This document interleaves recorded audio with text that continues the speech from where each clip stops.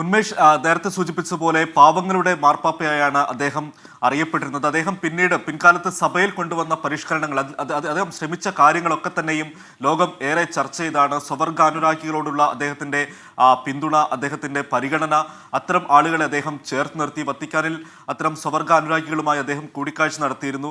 അതിനു പുറമെ അദ്ദേഹത്തിന്റെ തുടക്കകാലത്ത് എടുത്ത ഏറ്റവും വലിയ നടപടി സഭയ്ക്കുള്ളിലെ, കത്തോലിക്ക സഭയ്ക്കുള്ളിലെ ലൈംഗിക ബാലപീഡനങ്ങൾക്കെതിരെ അദ്ദേഹം വൈദികർക്കും ബിഷപ്പുമാർക്കുമെതിരെ സ്വീകരിച്ച നിലപാടുകളാണ്. ഇങ്ങനെ കത്തോലിക്ക സഭയിൽ ഇങ്ങനെ ബാലപീഡനം നേരിട്ട ഒരാളെ, അത്തരം ആളുകളുടെ ഒരു പ്രതിനിധിയെ അദ്ദേഹം വത്തിക്കാനിൽ ഉയർന്ന ഒരു പദവിയിലേക്ക് കൊണ്ടുവന്നാണ് അദ്ദേഹം സഭയിലെ ചിലരുടെ മുൻകാല ചെയ്തികളെ അദ്ദേഹം തിരുത്തിക്കുറിച്ചത്. അത്തരത്തിൽ വിപ്ലവകരമായ മാറ്റങ്ങൾ അദ്ദേഹം കൊണ്ടുവന്നു. വത്തിക്കാനിലെ ഭരണത്തിൽ സ്ത്രീകൾക്ക് യാതൊരു പ്രാധാന്യവും ഉണ്ടായിരുന്നില്ല. പക്ഷേ ഈ ഫ്രാൻസിസ് മാർപ്പാപ്പ അധികാരമേറ്റതിന് ശേഷം അത്തരത്തിൽ ഈ വത്തിക്കാനിലെ അധികാരത്തിൽ സ്ത്രീകളെ കൂടി ഉൾപ്പെടുത്തുന്ന ഒരു സാഹചര്യമുണ്ടായി. ഈ 330ഓളം സിനഡുകൾ ഈ ഫ്രാൻസിസ് മാർപ്പാപ്പയുടെ നേതൃത്വത്തിൽ വിളിച്ചുകൂട്ടിയിട്ടുണ്ട് സഭാ പരിഷ്കരണത്തിന് വേണ്ട നടപടികൾ ആലോചിക്കുവാൻ. അത്തരത്തിലുള്ള സിനഡുകളിലൊക്കെയും സ്ത്രീകളുടെ പ്രാതിനിധ്യം അദ്ദേഹം ഉറപ്പാക്കി. ഇതര ക്രൈസ്തവ സഭകളുടെ പ്രതിനിധികളെ കൂടി അദ്ദേഹം ഇത്തരം സിനഡുകളിലേക്ക് കൊണ്ടുവരുന്ന ഒരു സാഹചര്യം ഉണ്ടായിരുന്നു. നമുക്കറിയാം, ഫ്രാൻസിസ് മാർപ്പാപ്പ ഇത്രമാത്രം ലോകത്തിന്റെ ശ്രദ്ധാകേന്ദ്രമായത് അദ്ദേഹം മാർപ്പാപ്പയായതിന് ശേഷമാണ്.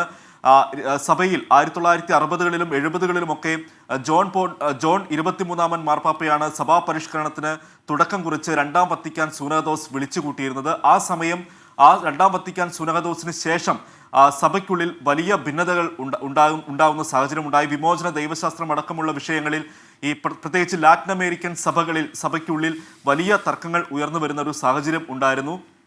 ഈ സമയത്താണ് ഹോർഹെ ബെർഗോളിയോ എന്ന ഈശോ സഭ ജസ്യൂട്ട് വൈദികൻ അവിടെ ഈ സഭയുടെ പ്രൊവിൻഷ്യലായി ചുമതലയേൽക്കുന്നത്. ഈ സമയം ജസ്യൂട്ട് സഭയ്ക്കുള്ളിൽ തന്നെ വലിയ തർക്കങ്ങൾ നടക്കുന്ന ഒരു സമയമായിരുന്നു. ആ തർക്കങ്ങൾ പരിഹരിക്കാൻ വത്തിക്കാനിൽ നിന്നുള്ള ജസ്യൂട്ട് സഭയുടെ തലവന്മാർ നിയോഗിച്ചത് താരതമ്യേന പ്രായക്കുറവ് യുവാവായിരുന്ന ഹോർഹെ ബെർഗോളിയായിരുന്നു. അദ്ദേഹം അത് ഭംഗിയായി നിർവഹിച്ചു എന്നാണ് പിൻകാലം ജസ്യൂട്ട് സഭ വിലയിരുത്തിയത്. പക്ഷേ ആ സമയം അവിടെ അദ്ദേഹത്തിനെതിരെ വലിയ വിമർശനങ്ങൾ ഉയരുന്ന ഒരു സാഹചര്യം കൂടി ഉണ്ടായിരുന്നു. കാരണം അർജന്റീനയിൽ 1974 മുതൽ ഹോർഹെ വിഡേല എന്ന പട്ടാള ഭരണാധികാരിയാണ് അവിടെ ഭരിച്ചിരുന്നത്. പട്ടാള ഭരണകൂടത്തിന് അനുകൂലമായ ചില നിലപാടുകളൊക്കെ ഹോർഹെ ബെർഗോളിയെ എടുത്തുന്ന വിമർശനങ്ങൾ ആ സമയത്ത് ഉയർന്നിരുന്നു. പക്ഷേ അതിലൊന്നും ഇതുവരെയും ഒരു സ്ഥിരീകരണം നൽകാൻ ഈ വിമർശകർക്ക് കഴിഞ്ഞിട്ടുമില്ല.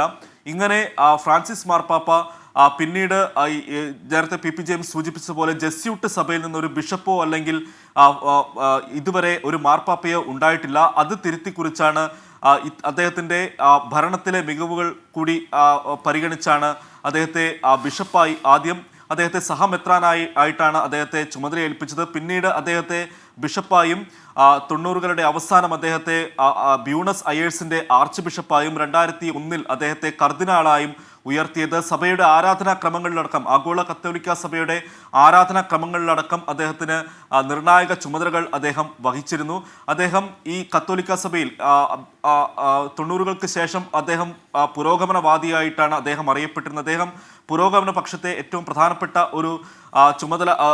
പ്രധാനപ്പെട്ട ആളായാണ് ഹോർഹെ ബെർഗോളിയ കരുതപ്പെട്ടിരുന്നത്. ആ സമയം തന്നെ നമുക്ക് അറിയാം, നേരത്തെ ഈ ജോൺ പോൾ രണ്ടാമൻ മാർപ്പാപ്പ അദ്ദേഹം മാർപ്പാപ്പയായിരിക്കുന്ന സമയത്ത് ആരാധനാക്രമങ്ങളുടെ ചുമതല ഉണ്ടായിരുന്നത് കർദിനാൾ ജോസഫ് റാറ്റ്സിംഗർ പിൻകാലത്ത് ബെനഡിക്റ്റ് 16 മാർപ്പാപ്പ ആവുകയുണ്ടായി.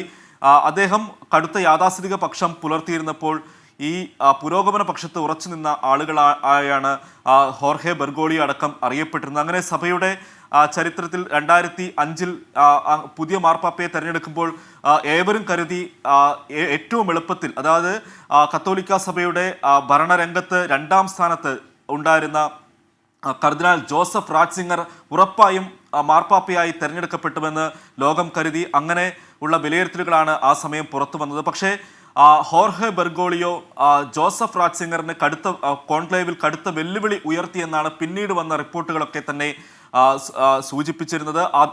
ഈ പേപ്പൽ കോൺക്ലേവ് ദിവസങ്ങളോളം നീണ്ടു നിൽക്കുന്ന സാഹചര്യമുണ്ടായി. അങ്ങനത്തെ കടുത്ത മത്സരമാണ് ആ കോൺക്ലേവിൽ നടന്നതെന്ന വിലയിരുത്തലുകൾ പിന്നീട് പുറത്തു വരികയുണ്ടായി.